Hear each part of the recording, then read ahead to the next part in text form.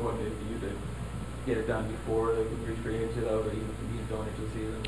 Well, I think you heard David say that it may have affected him a little bit, and he's not the only player that'll say that. I mean, it's on. I know, and we've got other unrestricted and restricted free agents, and I try and be fair and equitable in doing these things, and sometimes other players are may be left out by not having their deal done now, and they have them having to wait. That's a fine balance. That's tough. I find that tough because I know, especially after you win a cup, you like your players even more. But I don't worry about the free agency that much. Like I feel that I don't really need a deadline like that. And if I do end up getting to that point, then we've got the tools to address it. David, you've always wanted to be a number one center, and now you're going to be paid like a number one center. You're always going to be judged by the amount you're getting paid, whether you like it or not. Just how do you define success, and how do you plan to live up to the contract? I'm not really worried about that. I want to go up there and do my best and help the team to win. And I know what I can do. People know what I can do. So I'm just gonna stay away from reading good or bad things and just focus on my game. I think that's the only thing I can control. So.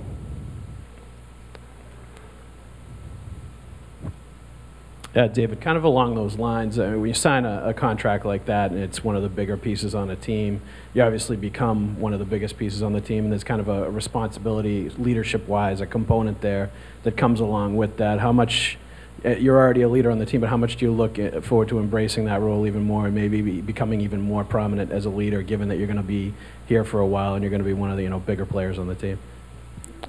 Well, I think I'm gonna just do the same thing, just go up there, play my best every night, and try to lead by example on the ice, and that's basically all I can do.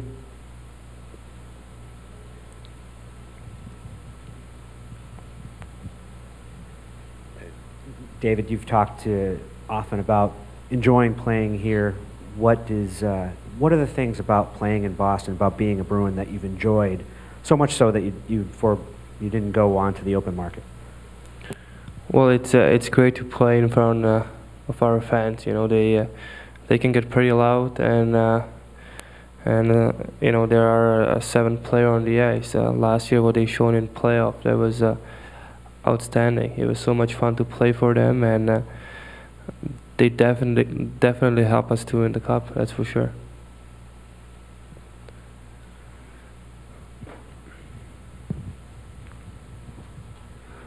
Peter, you mentioned the balance between how many guys are in there last year and trying to spread it out. With respect to that, do you have a dollar limit or a player limit as to how many you might be able to get done this year? Given that there's also a CBA issue, and you'd never know what the cap figure would be like. Yes, we do have a preliminary kind of framework where we try and fit our roster under.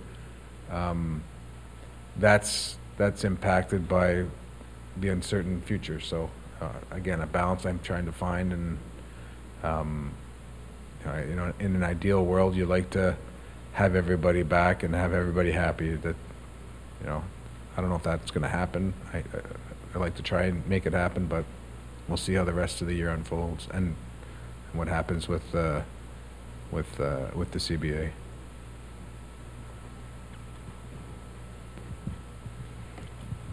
Hi, Peter.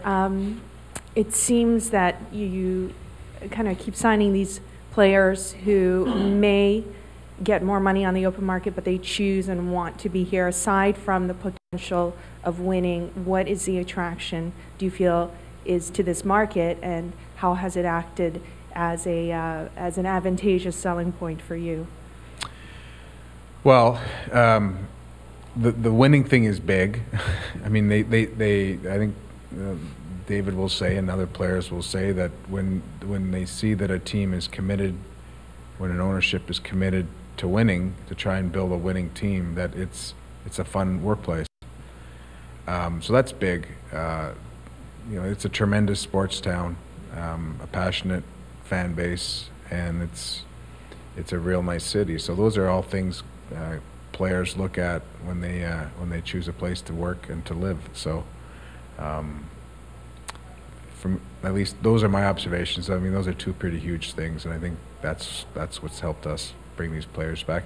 The winning thing and the maybe taking a little bit less. That's we all, myself included, make good money in this business, and I think we see that time can be fleeting when it comes to winning, and players recognize that. So,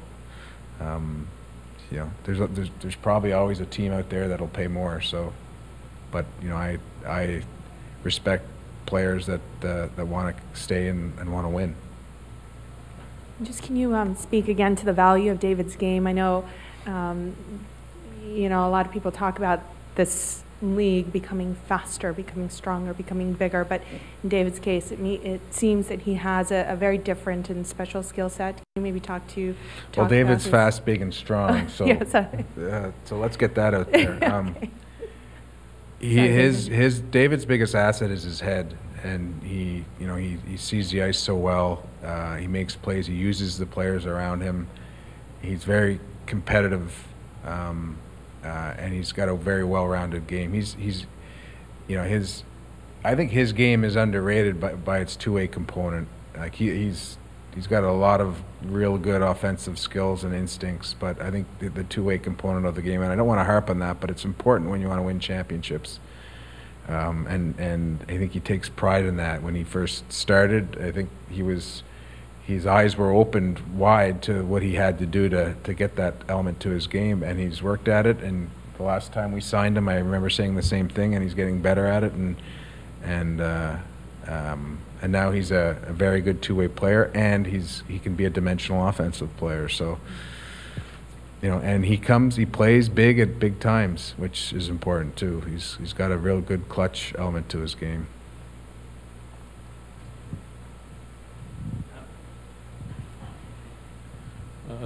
David, what do you see as the ceiling for your ability? Are there still areas that you want to improve on? I mean, how much better do you think you can be? I think I'm still young, and my game can grow, and in every situation, I can get better, get stronger, faster, get a better shot, and like I said, I think I'm just 25, and maybe my best year are still in front of me. So. I won't stop working. I'll keep working on my game, and I'll try to get better every day.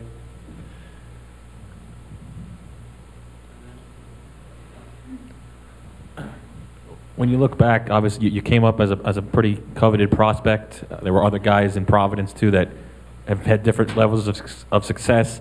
Do you have a turning point in your career, in your development, that you think helped you to get to be the #1 center on the Bruins and be paid like this? Was it maybe the Olympics or something along those lines? It's been many things. Once I started in junior in Canada, the coach, he was really hard on me, and that helped me a lot. And I got sent down to Providence. I had a good year down there, and once I got called up, they told me what they want me to work on and stuff, and they didn't give up on me, after maybe, especially after my first game. They didn't give up on me, and I kept working hard to get there, and